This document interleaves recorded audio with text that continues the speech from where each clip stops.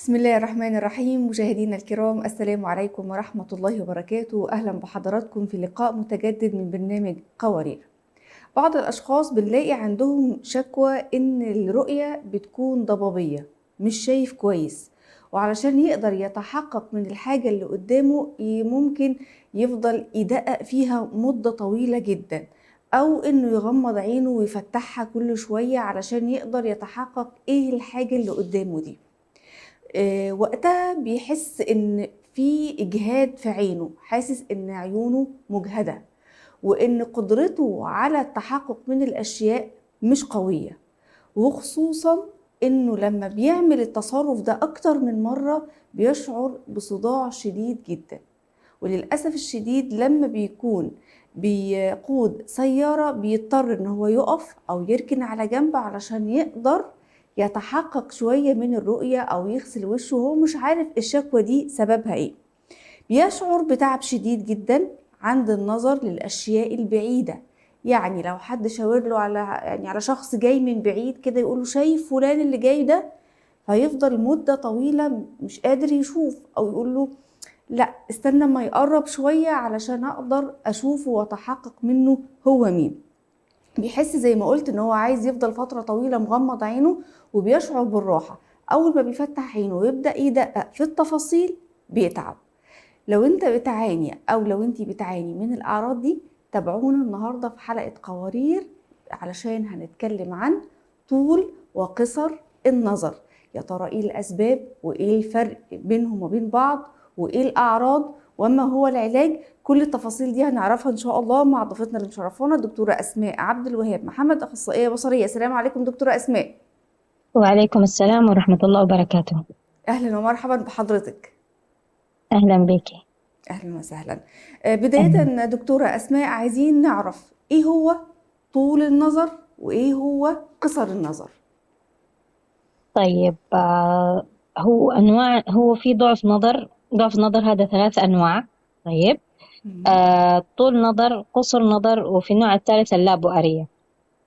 بالنسبة لطول النظر يعرف إنه الشخص ما بيشوف الحاجات القريبة، ولكن الرؤية البعيدة بتكون أحسن نوعا ما.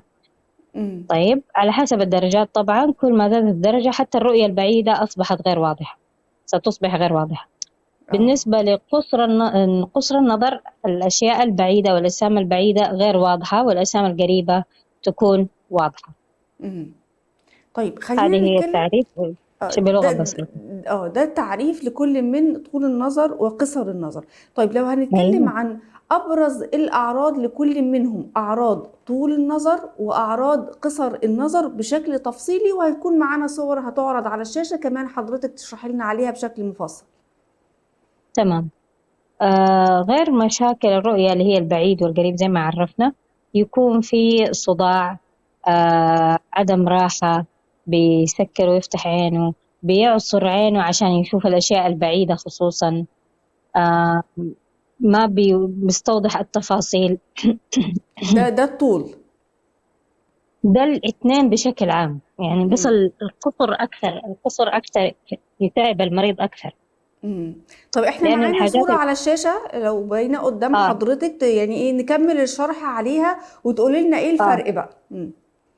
طيب، الفرق زي ما هو باين كده في الصورة. الشخص لما يكون شخص نورمال، شخص ما عنده أي ضعف نظر، آه الجسم اللي أمامه أو اللي بيشوفه بيسقط في مركز الشبكية، اللي هي مركز الشبكية، فبالتالي بيشوف تمام، ما بيكون مم. في عنده إجهاد في العين. طيب، بالنسبة للشخص المصاب بطول النظر، طيب، الصورة أو الضوء الناتج من الصورة اللي يبغى يشوفها أو التي يريد أن يراها يعني، بتيجي في خلف الشبكية، فبالتالي بتكون مغبشة. اه. والعكس بالنسبة لقصر النظر، الصورة بتقع أمام الشبكية، فبالتالي كمان لا يستطيع أن يراها بشكل واضح، مم. فيضطر إنه هو يلبس نظارات أو عدسات أو whatever من وسائل العلاج عشان يستوضح الصورة التي أمامه. بالظبط. يعني احنا عندنا بعض الصور، يعني بقت اتنين او بقت لو هي واحدة بقت فيها ضبابية، او ان هي يعني الرؤية ما بتكونش واضحة خالص بالنسبة لهم. ما بتكون واضحة بالنسبة له، لأنها ما وقعت في النقطة المفروض تقع فيها في الشبكية في مركز البصر عشان يشوفها واضح. تمام. طيب احنا معانا صورة فاهماني؟ تانية، قصر النظر وطول النظر والانحراف. تمام. قصر النظر وطول النظر اتضح من كلام حضرتك في التعريف ان هم عكس بعض. طيب ايه أيوه، الانحراف؟ عكس بعض. الانحراف أو ما يسمى بانحراف القرنية أو الاستجماتيزم، سطح القرنية مفروض إنه كأنه مقطع من كرة، المفروض يكون متماثل كل الأقطار، ولكن في الانحراف لا، في زاوية من زوايا القرنية بتكون محدبة أكثر من البقية، فبالتالي بيحصل الانحراف اللي هو تشتت في الرؤية. الشخص بيكون شايف تمام، ولكن الكواليتي أو جودة الرؤية غير واضحة، بيسبب له مثلا الإضاءات تكون مشتتة، بيسبب صداع وإجهاد للعين. تمام. طيب يعني دكتورة الصورة أسماء، تكون مهزوزة أو فيها مهزوزة ظلال. بالظبط. وأعتقد إن طول النظر وقصر النظر حتى كمان الانحراف أصبحوا من أمراض العيون المنتشرة جدا دلوقتي. بعض الناس جدا. شايفة إن يعني طول النظر أفضل مم. عندهم من قصر النظر. يقول أنا لما أشوف من بعيد أحسن كتير جدا من إن أنا أشوف يعني أبقى شايف من قريب بس ومش شايف من بعيد. يعني مثلا الناس اللي عشان تيجي تقرأ حاجة بتقرب التليفون من عينيها قوي قوي، او بتقرب الورقه من عينيها جدا. هل ده من ضمن اعراض قصر النظر؟ أيوة، اللي بيقرب الحاجات عشان يقرأ جوال أو الكتب أو ما إلى ذلك، هذا من أعراض قصر النظر الشديد. هو ما يقدر يشوف أبعد من مثلا قولي 50 سنتي، أحيانا 30 سنتيمتر، أحيانا 20 سنتيمتر، عشان كده بيقربها أكثر عشان يستوضح ويشوف أكثر. طيب هل ده العرض الوحيد لقصر النظر، ان انا اول ما احس ان انا مش شايفه خالص وان انا لازم اقرب الحاجه من عيوني بدرجه كبيره جدا، ده اول عرض ويعتبر العرض الوحيد والاهم، ولا في اعراض اخرى؟ الأعراض الأخرى صداع، زي ما قلت لك بيعصر عيونه عشان بيشوف. أحيانا خصوصا في الأطفال بيميلوا راسهم يمين شمال، إلى الأمام أحيانا أو إلى الخلف، أو تحسي كده رافع راسه عشان يحصل على رؤية واضحة من خلال إنه يخلي عينه ضيقة، يضيق فتحة العين. طيب ما بيقعد كتير على الأجهزة أو الكمبيوتر لأنه بيتعب. بيقرب من الأجسام، مثلا تشوفي بيقرب من التلفزيون عشان يشوف. هذه ايوه. كلها أعراض النظر. ممتاز جدا. طيب هل فعلا طول النظر افضل من قصر النظر؟ يعني طبعا هي كلها يعني حاجات احنا عايزين نعالجها وهنشوف العلاج مع حضرتك، ولكن بعض الناس آه بتقول لا هو الطول افضل من القصر. المعلومة دي طبية صحيحة؟ لا، لا، غير صحيحة جدا. ابتداء من الأطفال، إذا ما تعالج طول النظر، دائما الأطفال في سن صغير أو المعظم بيكون عندهم طول نظر. طيب يبدأ بطول نظر، ومفروض مع تقدم السن العين بتاخد شكلها الطبيعي، مقاسات العين وأبعاد العين تاخد شكلها الطبيعي، مفروض إنه ينقص أو يقل. طيب يقل. لكن لو ما تعالج وهو صغير حيؤدي إلى ما يسمى بكسل البصر أو كسل العين، وكسل العين هذا بعد سن الثامنة صعب إنه يتعالج تماما. فهمتيني؟ فما ايوه ما ايوه. في ما في ما في حالة أفضل من حالة، الاثنين لازم يتعالجوا. ولكن طول النظر عشان بشكل أكبر للأطفال بيؤدي لكسل العين، لأنه الصورة ما قاعدة توصل للعين، فبالتالي المخ ما قاعد يستقبلها، فبالتالي المخ بيكسل، بيثبطها يعني. فلما بالظبط. يوصل على سن 8 سنين المخ مش متعود يشوف الوضوح ده، فبالتالي خلاص قدها العين تكون كسلانة، ويكون في صعوبة جدا إنه يتعالج، أو أصلا احتمال ما يتعالج. ما يتعالج بالظبط. طيب احنا في صورة كمان هنعرضها مع حضرتك ومع مشاهدينا بتوضح شكل الرؤية اللي عنده طول نظر وقصر نظر. الصورة معانا هي على الشاشة. الصورة اللي في المنتصف دي باينة جدا ان هي صورة ضبابية جدا.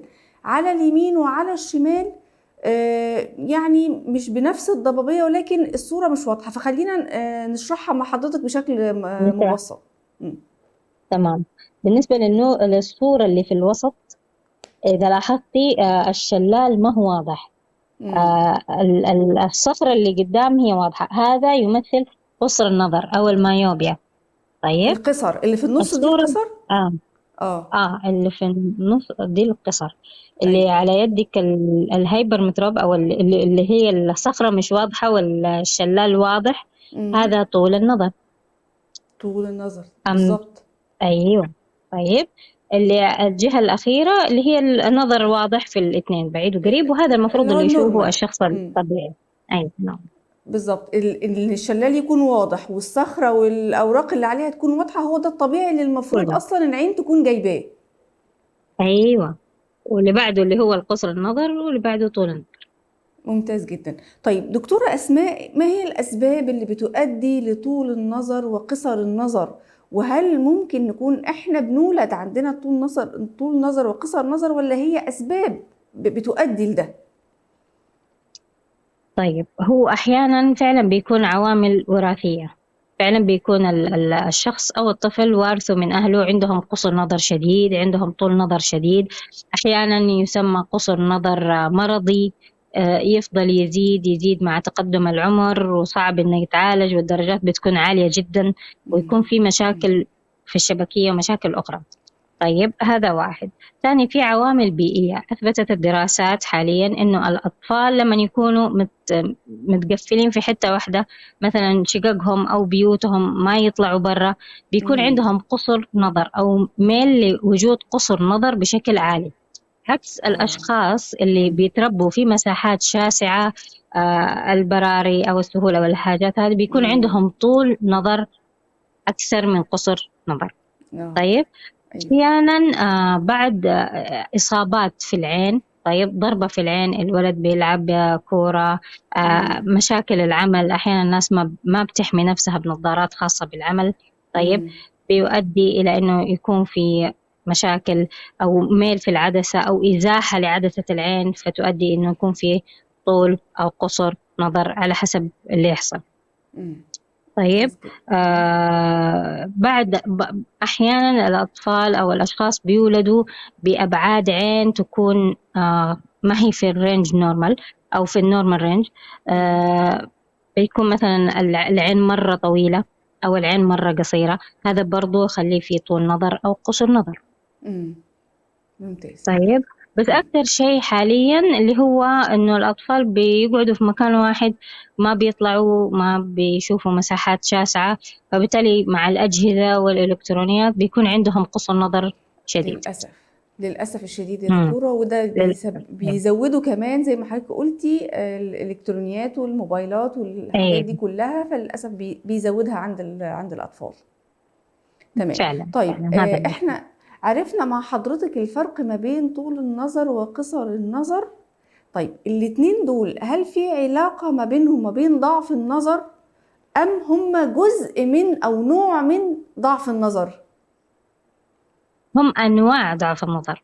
واحد لما يجي يقول لك أنا عندي ضعف نظر، طيب فحتفحصي حتشوفي هل عنده طول، هل عنده ضعف، هل عنده قصر أقصد، أو هل عنده لابؤرية أو الاستجماتيزم.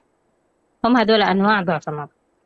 الشائع ما بين الناس يا دكتورة أسماء إن كلمة ضعف النظر إن أنت ما بتعرفش تشوف كويس، يعني الرؤية قدامك المفروض تكون طبيعية، أنت شايفها ضبابية، هو ده ضعف النظر. لكن الطول والقصر والاستجماتيزم والانحراف، الحاجات دي لا، دي أمراض تانية ما هياش ضعف نظر. لا، هي نوع من أنواع، هو ضعف النظر ما بيخرج من هذه الأنواع أصلا. ضعف النظر ما بيخرج من دي الأنواع، يا طلع طول يا طلع قصر أو طلع لابؤرية أو انحراف.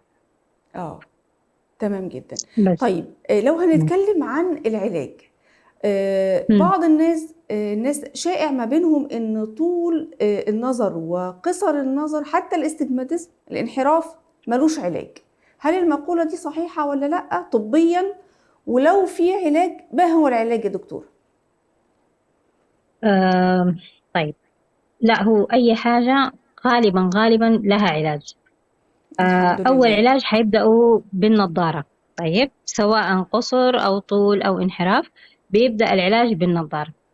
بعد كده على حسب مثلا الطفل بيلعب كورة، في هذه الأشياء ممكن يلبس عدسات لاصقة على حسب حالته، يتم فحص وتحديد درجة العدسات اللاصقة اللي يلبسها. طيب بعد تمام. كده في اللي هو بعد سن 18 سنة، بعد أحيانا الناس بيقدموا لكليات عسكرية، طيران وما إلى ذلك، ممكن يسوي عملية تصحيح بالليزر.